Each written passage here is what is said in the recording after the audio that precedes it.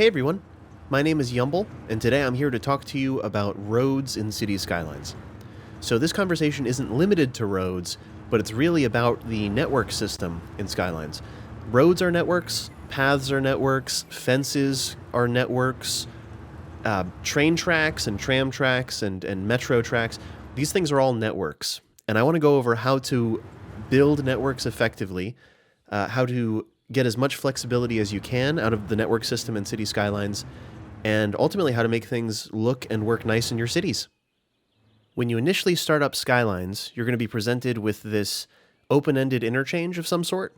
So an interchange that's waiting for roads to be connected to it, and you'll also have access to your first set of roads.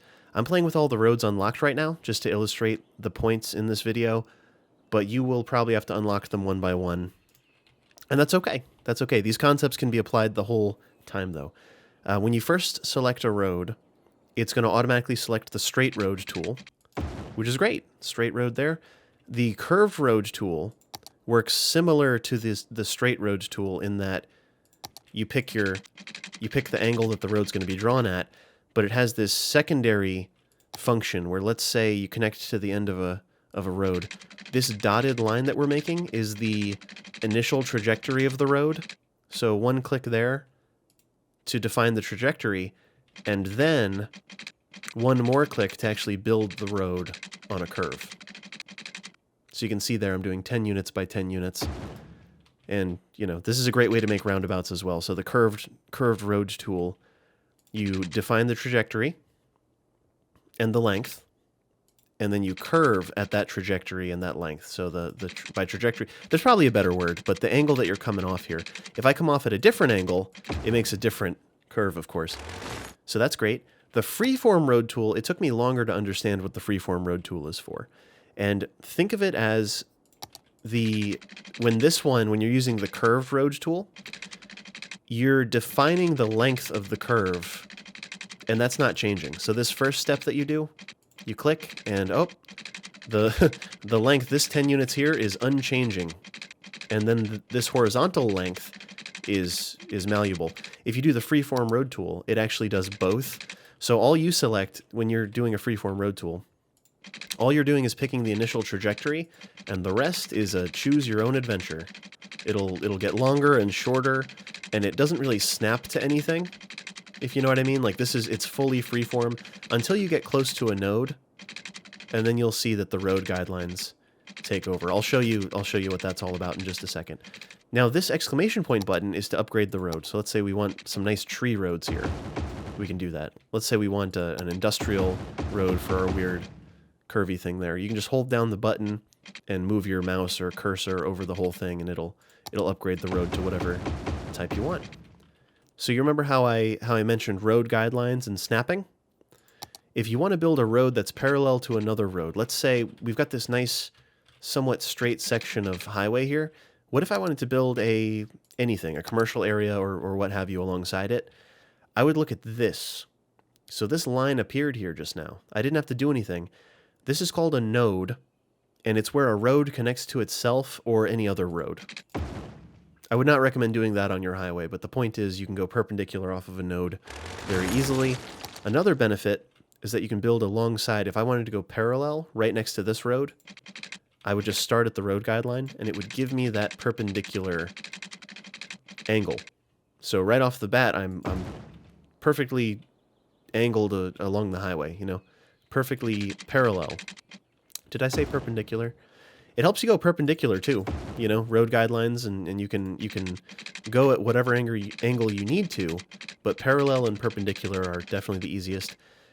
Another thing to pay attention to, I would say, is the number of units that you're drawing the road. Let's say you want to build a roundabout. So more information on this in the roundabout video, but if I want to build a roundabout that's perpendicular to this road here, just for the sake of doing it, let's say we've got this road here. I would pick the one-way road, and I would use the curved road tool.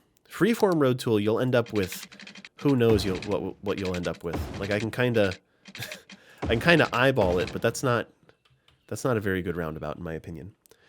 So for precision, I would recommend using your curved road tool. so this one here, and define the number of units that you're going to build the roundabout so you can do it all the same width. If you want a 4 cardinal direction roundabout, you want these to all be the same. So with precision engineering, I can see the number there. Precision engineering is a mod. I don't know if I've said this yet. It's a mod for PC. But even without that number, you can see that I'm at 10 units because we've just gone past this translucent line here. It's not a road guideline. It's just a guide for the road you're building. It's nothing. It'll snap to it. It's nothing real. It's just for measuring purposes. And you'll see that even at 5 units, that line is still there. But at 4 units, it disappears. Right? So you can always count the number of units here. And it snaps up. It snaps to each unit on the way. So if I wanted to do a 5 by 5 by 5 by 5, if I wanted to make a full roundabout, I could do that just by looking at those lines visually. Let's say I'm doing something unrelated to the highway, and I want to hit 15 units exactly, but there's like multiple 15 unit things here. You can deactivate this line by going down here, toggle snapping, and these are all the different things that your roads can snap to. If I deactivate road guidelines, well, hey, look, now I'm free to... There's no lines popping up. I can just do that 15 unit thing. I can look at the 10, or I can go to 15 where the line appears, and boom, there it is. This node is not interfering, and I may have just missed that node now. Yeah, I don't know. It does. The point is, snapping will trip some people up, and you'll wonder why your road is snapping to somewhere crazy. If you deactivate road guidelines, that's a great approach. Something else you can do is start with road guidelines turned on. So let's say I want to start going parallel to this road, or I want to start making that weird diagonal road, and then I want it to end, like I want it to start exactly in position against this node, but I want it to end somewhere a little more arbitrary. You can deactivate it after clicking that initial node, and I've still maintained we're totally perpendicular to this one. We are right next to it, to this node here, but now that guideline is gone, so I can complete this road without it snapping somewhere I don't want it to.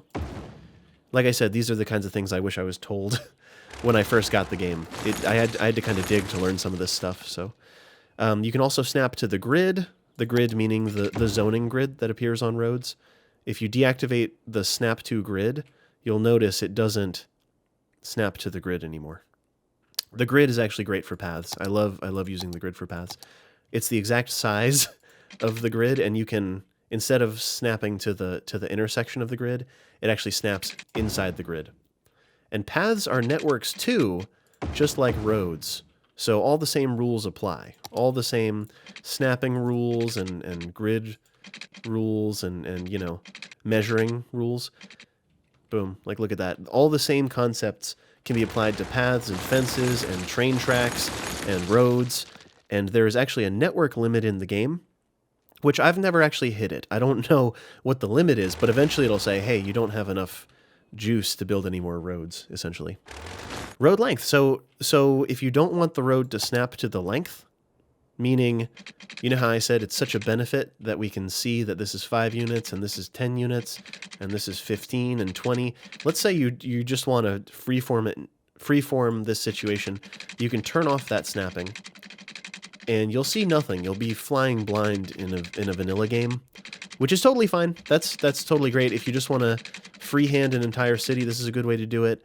Or like freeform road tool is great if you want to have some very organic looking curves that are not they're not snapped to anything in particular. Freeform road tool is definitely the best way to do that. The angle is the angle, like here. Let's start with a road here. Here's a node. If I wanted to snap only to the angle, I could build off of this road, and then it will snap to 90 degrees, and it'll snap to 180, and it'll snap in all these positions, essentially. If I turn that off, then we are truly on our own. Now there's no snap to turned on, so the length of the road is who knows. The angle that it's coming off at, who knows. This is precision engineering once again. That little meter that you see there of the angle. In vanilla, you're not going to be able to see that, and that's okay. So you'll just be totally freehand, like who knows what's happening. Let's go back to our straight highway over here, and let's just connect a section. And let's say, for the sake of theory, that we want to build what's called a frontage road or a service road or whatever your region calls this type of road. A road in front of this road. This connection has a unique look to it, right? So we're starting at this node, and it's connected to the highway at a nice little angle. The best way to get this angle, in my opinion and in my experience, is to use the freeform road tool, which is this one right here. We went over it a moment ago. Click on the road that you're trying to connect to the highway, which is probably parallel, or it doesn't have to be, but in this case, parallel looks very nice, just like the way they did it. I've got my nice parallel road here that we used guides to attain. Freeform road tool in the opposite direction, and then look at your highway and decide where you want it to connect. We can make our own node. What if I know I want it to connect to this node here, and I want to make a node in the middle of this where the connection's going to begin? Easy. We'll build another road which forces that node to exist. It's funny that road and node rhyme. I'm going to be saying those words a lot if you haven't noticed. Now we can delete this whole thing. We've defined a new starting point, and with a little bit of luck, I can go back to my freeform road tool. And ready? Oh, man. Oh, man. Well, there we go. For the sake of example, it likes this without anarchy. Using road anarchy, it can ignore all the laws that the game has in place, and you can build it here, which is where I want to. Or without anarchy, I can build it all the way back here. And that is just a fine road connection, I would say. That's a nice gentle curve is what I'm looking for with that. That concept is actually very, very helpful when you're looking to connect one road to the end of two other roads. So check this out. Observe. I'd like to measure where the center of these two roads are. I know that they're 4 meters apart. So let's say I have another road that I want to connect to them. Thusly. So I've measured 2 units over, which is half the distance between these two. And that is our center. And I'd like to upgrade this road. Let's say we want to use a 4-lane road, because this looks like it's going to be something that connects to the highway. It looks like an arterial to me. You can see my other videos to learn about what that means. But let's say I want to connect this highway to this road. So freeform can be used here, straight off the end of this, and connect it to the end there. And then the opposite for this one. So we're going to do freeform road tool, straight off this road, and then connect it there. And that is a very effective way to start your city. Don't forget that in doing this, you have to draw the road backwards, but fear not. This one-way road can be turned backwards by right-clicking, and that goes for everything. I did it down here without explaining. The road was initially like that. If you have the upgrade road tool selected and you right-click, you'll turn a road backwards. And that goes for any one-way road or any asymmetrical road. If two nodes are too close together, it looks like... I'm going to open up this mod here. This funny-shaped hair fella is Electric's Road Tools. So if you have access to mods, you can use this. It allows you to add nodes, subtract nodes. You can slope roads, as in elevation. You can add grade to roads.